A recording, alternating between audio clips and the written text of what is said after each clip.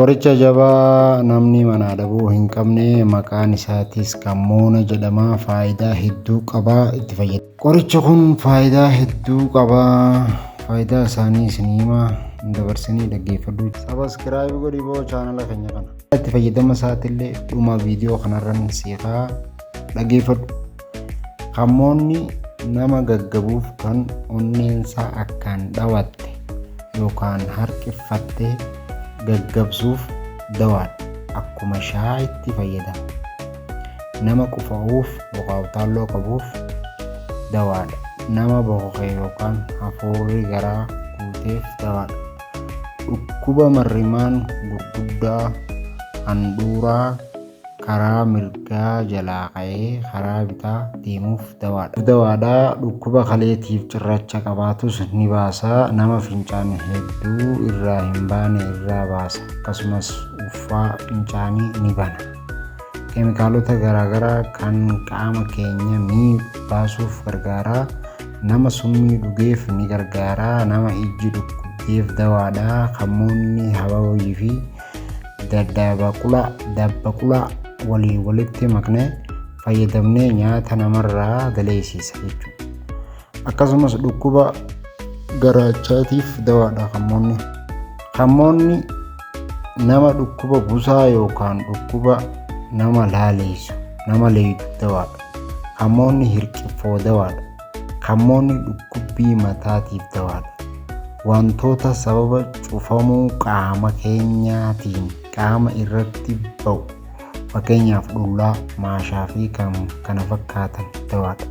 Qaama sababa diraamuu yoo ableensi dirteef jechuu dawaadha. Waan qara qabuuf madaa namarraa deemtuuf gubanii daaraa isaa deemaa yookaan bishaaniin dibatanii ni qorsa. Dubartii deesseef akkaan aannan ijoolleef cobsa. Wahii wajjin yoo dhuuti waa wajjin. Dubartii laguun hedduu irraa hin baaneef dawaadha. Nama dhiiga danfaa qabuufis dawaadha. Rakkina waa irraanfachuu xiinsammuu yookaan yaadannaa namaa fida. Inni akkaan waa nama yaadachiisaa jechuudha. Dhukkuba kaansarii fiixee gadameessaa namarraa ittisa. Dhukkuba onnee namarraa ittisa. Dubartii dhiigni isii alseerummaa hin qabne fooyyessa. Foolii afaanii yookaan afaan ajaa'uuf dawaadha. Nama gaastirik qabuuf dawaadha. Kammoonni dhukkuba coobxoof dawaadha. Nama fincaan akka malee gubuuf. Da'ummaa kammoonaa hammana erga dhageenyee duuba amma kanatti aansuudhaan akkaataa itti fayyadama kammoonaa isiniif himna.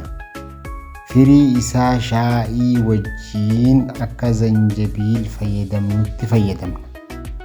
Baalaa fi hundee isaa waan nyaatamu wajjiin goonee fayyadamnaa jechuu. Akkaataan itti fayyadama isaatis kanuma baay'ee salphaadha jechuudha.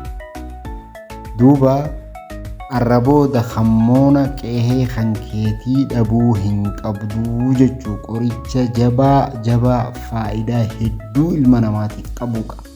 Biqiltuu xiqqoo wooma xiqqishoo saanaa xiqqoo wayii tokko keessa keessee yoo guddiste faayidaa hedduu qaba jechuudha. Kammoonni faayidaa isaa kana malee kan birallee fiduu dandeenya.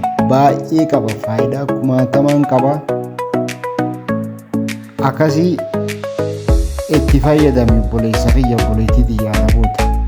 Chaanaala keenya kanallee subscribe godhi. Guyyaa tokko waan faayidaa sii qabu argachuu dandeessa. Subscribe godhi. Viidiyoo biraatiin hamma walitti